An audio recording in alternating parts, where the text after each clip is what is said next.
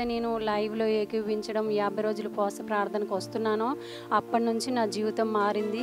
సంవత్సరం 50 డేస్కి వచ్చాను. ఇక్కడికి వచ్చిన వారు ప్రతి ఒక్కరూ ఏదో ఒక మేలు పొందుకుంటున్నారు.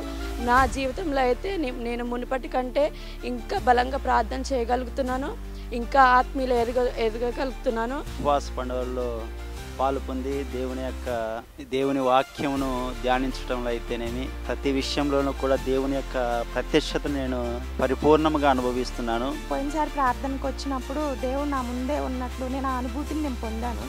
అది మీరు ఇక్కడికి వచ్చినప్పుడే మీకు తెలుస్తుంది ఎలా ఉంటుంది ఏంటి అనేది. ఇక్కడ ఫాస్టింగ్ ప్రేయర్స్ జరుగుతున్నాయని తెలిసి నేను ఇక్కడికి మా కుటుంబంతో రావడం జరిగింది. ప్రేయర్ చూసిన తర్వాత నాకు చాలా ఆత్మీయంగా బలపడ్డాను. నేను వాక్యం విన్నాక నాకు అనిపించింది నేను దేవునికి ఎంత దూరంగా ఉన్నా, దేవుని సన్నిధి నన్ను తాకింది. నిజంగా అసలు నేను మిరాకిల్ అనిపించింది నాకు. నేను ఇక్కడ నుంచి వెళ్ళి ఖచ్చితంగా దేవునిలో ఉంటా.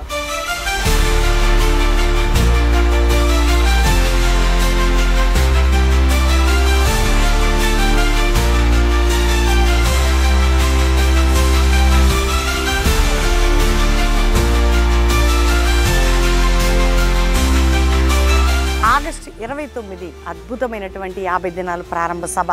మీ అందరికీ తెలుసండి, గత 11 సంవత్సరాలు ఉపవాస ప్రార్థనలో శక్తి పొందాం, ప్రార్థించాం, ఆరాధించాం.